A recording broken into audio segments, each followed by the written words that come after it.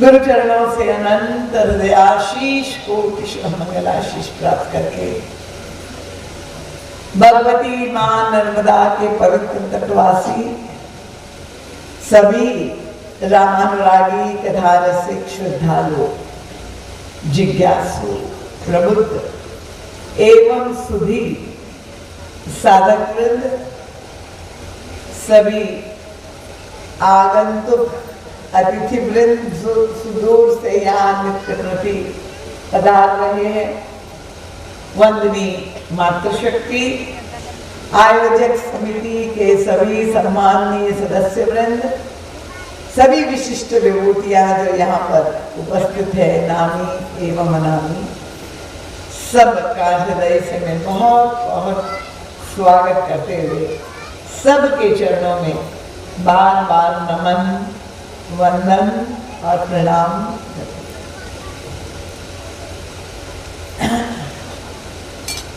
भगवती नर्मदा मैया और हमारे सरकार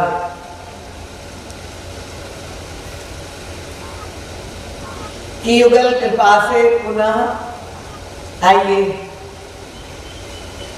अपने जीवन को धन्यता प्रदान करने के लिए प्रभु का गुणानुवाद करने का जो अवसर मिला है उसे पूरी तरह से लाभान्वित हम हो सके, उसके लिए प्रार्थनीय है आपका सहयोग। नित्य प्रति मैं आपसे यही प्रार्थना करती हूँ कि मनोरंजन की आशा लेकर के आप इस कथा में नहीं आए होंगे, क्योंकि कथा के तो सभी रूप है। गोस्वामी तुलसीदास जी ने मानस में लिखा भी है, बुध विश्राम सकल जन रंजनी। तो मनोरंजन जिनको चाहिए तो वैसी भी कथा हमने सुना है कि यहाँ हो रही है। कई लोग नर्मदा पार वहाँ कथा श्रवण करने के लिए भी जा रहे हैं, जहाँ संगीत का और भजन कीर्तन का आपको लाभ मिल सकता है। पर आप साधक वृंद है, यही मैं मान रही हूँ कि तभी आप लोग इस रूखी सूखी कथा में पधारे हुए हैं।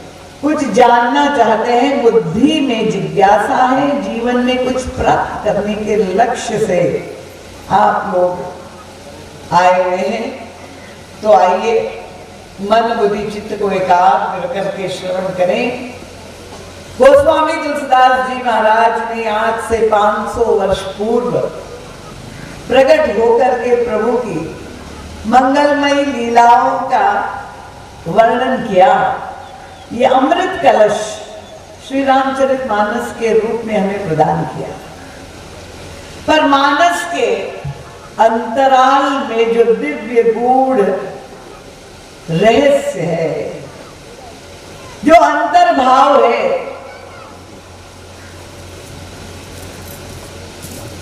उसे प्रकाशित करने के लिए पुनः 500 वर्ष बाद एक अवतार हुआ इस धराधाम पर। युग तुलसी परम पूज्य सद्गुरुदेव भगवान के रूप में,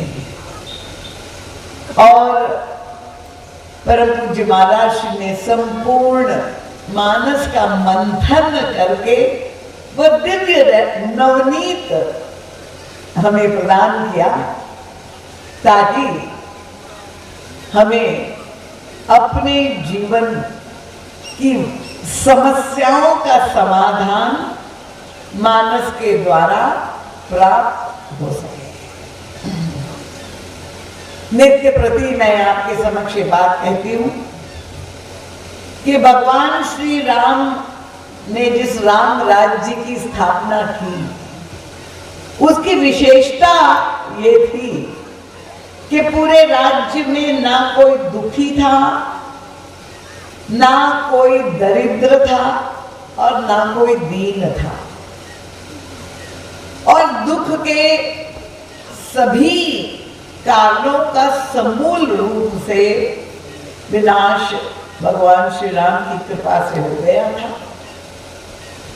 और उसका प्रमाण हमें केवट के चरित्र से, उसके दिव्य व्यक्तित्व से, उसके हृदय के उद्गार से मिलता है। क्योंकि कोई व्यक्ति कह सकता है कि ऐसे कैसे कि सारे समाज में कोई दुखी नहीं, पर अगर हम लोग चाहते हैं कि हमारे जीवन में दुख है और दुख का कारण चाहे बहिरंग दरिद्रता हो या आंतरिक दीनता हो, तो इन सारे कारणों का नाश गोस्वामी तुलसीदास जी ने कहा, भगवान श्री राम ने त्रेता युग में अवतरित हो करके सबको विश्राम दिया, जो उनके अवतरण का उद्देश्य था, सकल लोकदायक विश्रामा। और यही कार्य गोस्वामी जी दावा करके कहते कि मेरी मानस भी आज भी करने की क्षमता रखती है। इसलिए वे कहते बुध विश्राम सकल जनक। रामचरितमानस यही नाम सुनत श्रवण पाई विश्राम। अगर आप संसार में कर्म करते हुए श्रमित हो गए हैं और आप विश्राम पाना चाहते हैं, तो देखिए व्यक्ति तो यही समझता है कि भाई विश्राम पाने के लिए तो हमारे लिए सारी भौतिक सुख सुविधा एकत्रित हो जाएगी, तब हमें विश्राम मिलेगा। बहुत सुंदर अभी देवी से बात हो रही थी, सारे घर में अनुकूलता हो जाए, बहुत अच्छा घर बंगला बन जाए और पूरा घर वातानुकूलित हो जाए, सुंदर पलंग हो, बड़ा गद्दा रेशमी जो है ओढ़ने के लिए गद्दा रजाई हो, सारी वस्तुएं अनुकूल हो, तो हमें विश्राम मिलेगा।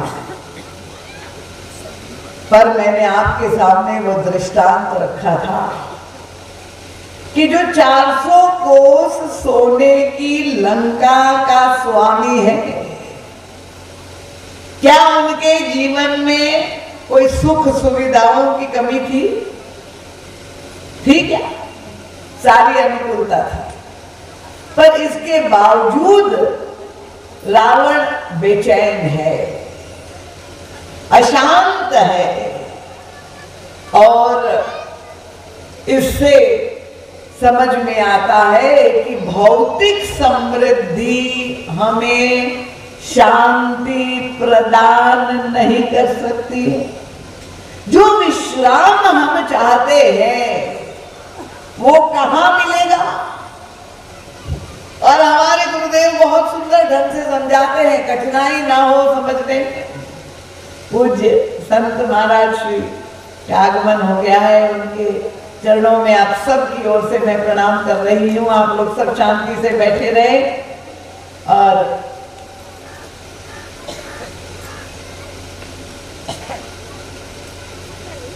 कथा श्रवण लाभ में करें। महाराज श्री कहते हैं कि आप अगर विश्राम पाना चाहते हैं तो ये रहस्य इसी शब्द में ही छिपा हुआ है। युक्ति बताते हैं संत। क्या युक्ति है? महाराज कहते विश्राम स्थानम एकम कविवचसाम जीवनम सज्जनानाम। ये विश्राम शब्द में ही राम छिपे हुए हैं। अगर विश्राम में से राम को निकाल दे तो क्या बचेगा? क्या बचेगा? विष बचेगा। तो अगर विश्राम चाहते हैं तो उनका राम के शरण में, वहीं पर तुमको विश्राम मिलेगा।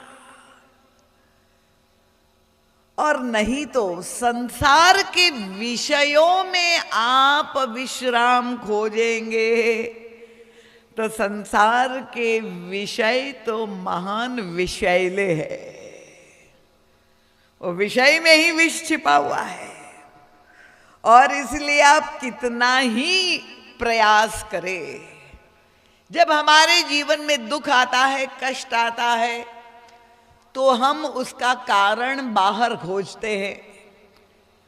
हमारे परिवार में किसी सदस्य का नाम लेके, हमारे पड़ोसी का नाम लेकर दुख का कारण हम दूसरे में ही खोजते हैं।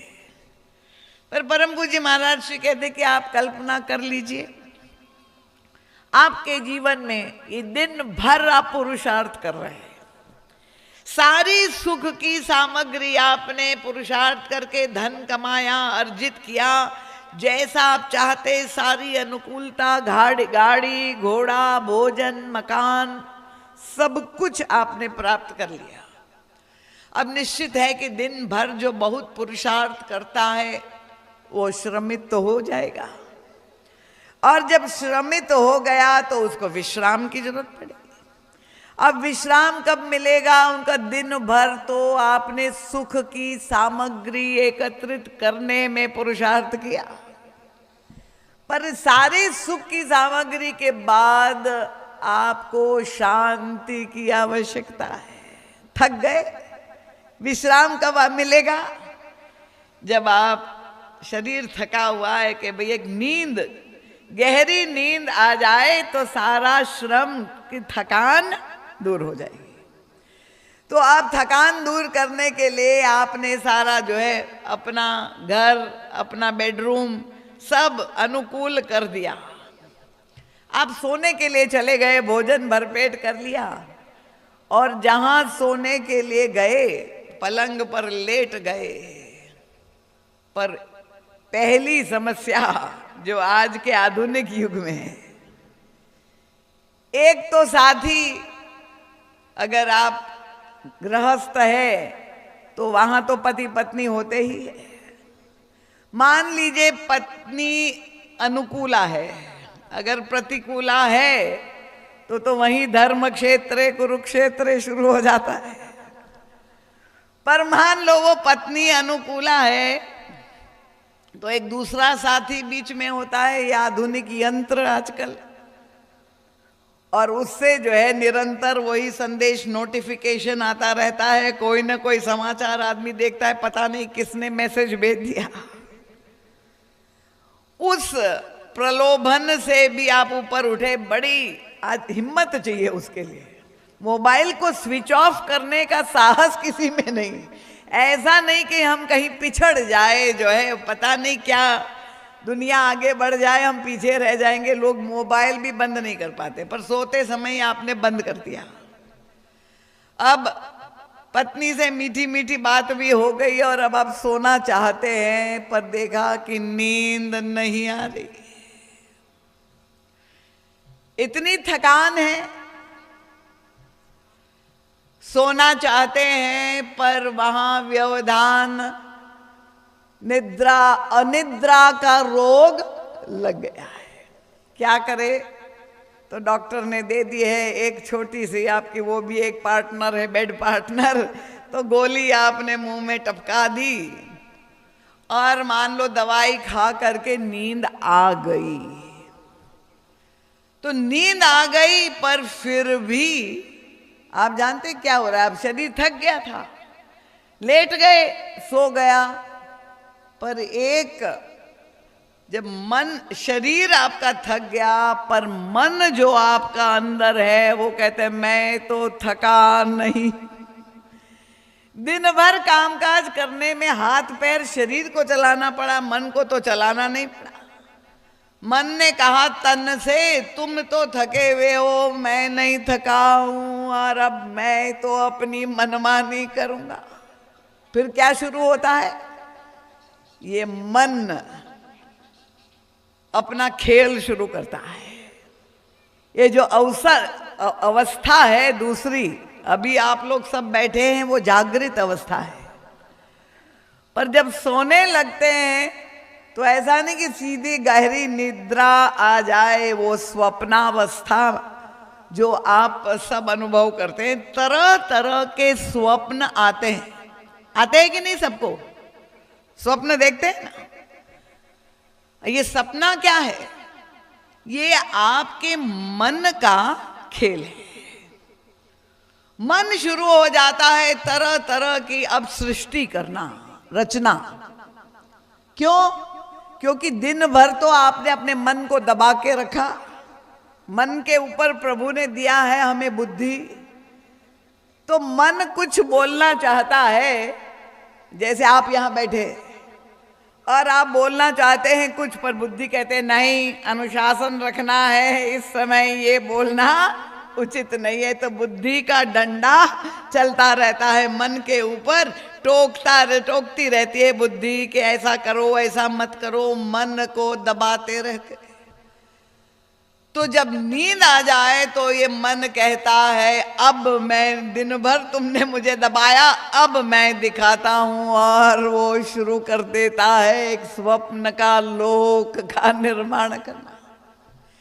अब देखिए, आपका मन है और चाहता तो बहुत सुंदर सुंदर सुनहरे सपने बनाता, अच्छे से अच्छे, कि सपना भी देख के बड़ा आनंद आता।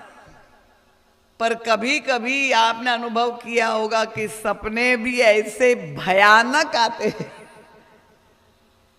कि व्यक्ति व्याकुल हो जाता है, रोने लगता है, हे भगवान ऐसा स्वप्न आया, पता नहीं क्या संकेत है, क्या अनिष्ट होने वाला है। इतना घबरा जाता है व्यक्ति, रोने लगता है नींद में। कई बच्चों को भी देखा चिल्लाने लगते हैं, कुछ बड़े भी। तो ये बताइए, इतने दुखी हो गए आप, रोने लगे, इतना कष्ट हो गया, विचार हो गया, ये क्या होने वाला है, घबराहट हो गई, ये दुख किसने दे दिया आपको? कोई आपकी सास बैठी हुई है, कोई आपकी ननद, देवरानी, जेठानी आपको दुख दे रही? क्या आपका पति, आपका पड़ोसी आपको दुख दे रहा? नहीं नहीं, ये दुख कोई दूसरा नहीं दे रहा है, ये आप ही का मन है जो आपको दुख दे रहा है। अब आप बताइए, ये सबको अनुभव होगा कि आप विश्राम पाने के लिए गए, सारा आपने सुख की सारी संसाधन एकत्रित कर दिए, पर आपका मन ही आपका शत्रु बन करके खड़ा हो गया है, आपको दुख दे रहा है। अब आप किसको दोष देंगे? कोई व्यक्ति ऐसा है कि कह दे ये मन को जाकर के फांसी पे लटका दो, इतना दुख दे रहा है ये मन मुझे। पर यही विडंबना है कि आप इसीलिए उसको दंडित नहीं करते हैं, क्योंकि वे जानते कि आप ही का तो मन है, आप किसको जाके कहे। तो आपका मन आपको विश्राम लेने नहीं दे रहा है। सहमत है कि नहीं आप सब लोग?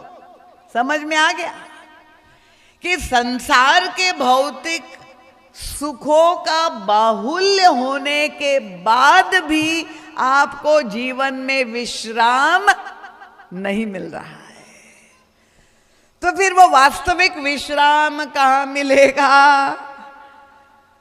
तो यही हमारे संतों ने कहा, गुरुजनों ने कहा, विश्राम चाहिए तो आराम की शरण में। विश्राम का स्थान एक ही है, जहां राम है वहीं पर विश्राम है, जहां राम नाम है वहीं पर विश्राम है, जहां राम कथा है, जहां राम कथा है वहीं पर विश्राम है।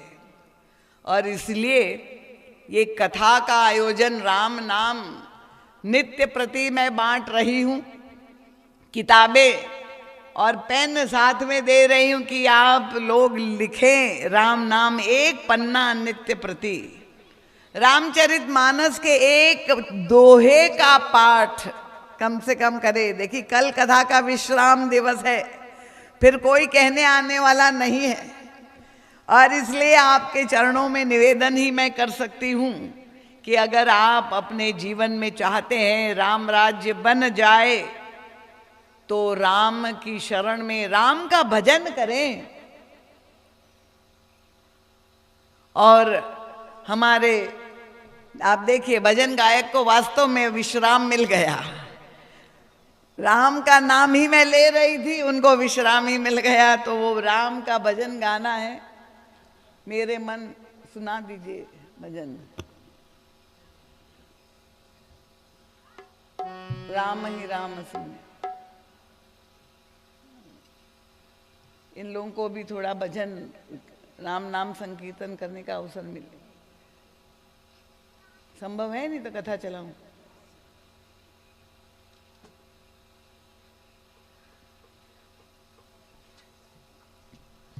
तो आइए हम लोग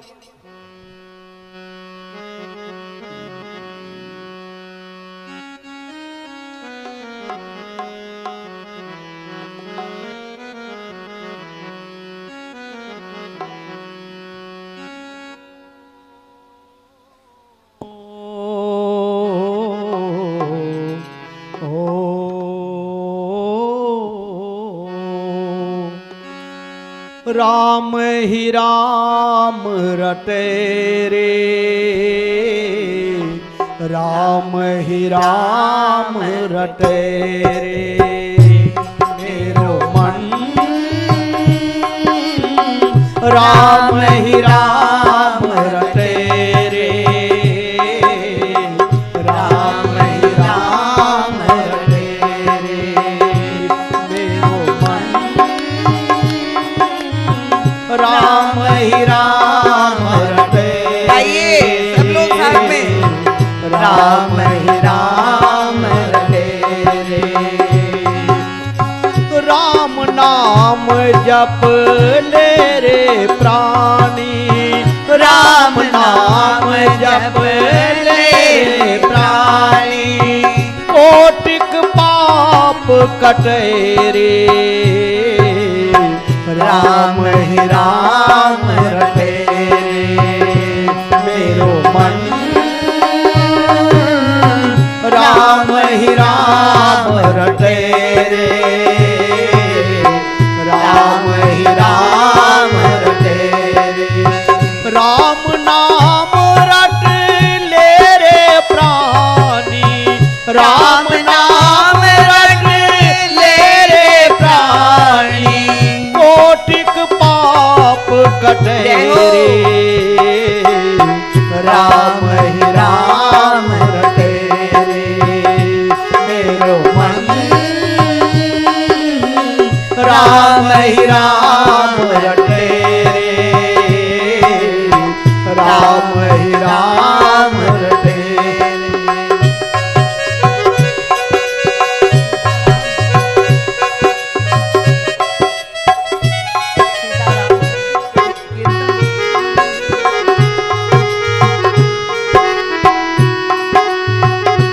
सीता राम राम राम, सीता राम राम राम, सीता राम राम राम, सीता राम राम राम, सीता राम राम राम, सीता राम राम, बोलो सीता राम राम राम, सीता राम राम राम, सीता राम राम राम, सीता राम राम राम, सीता राम राम राम, सीता राम राम राम।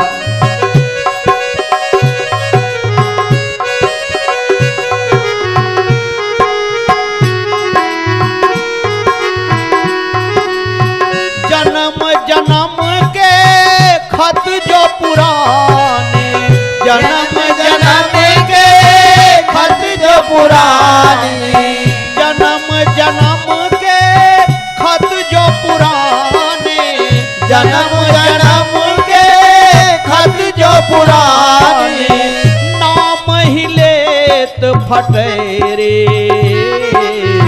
राम ही राम रटे रे, मेरो मन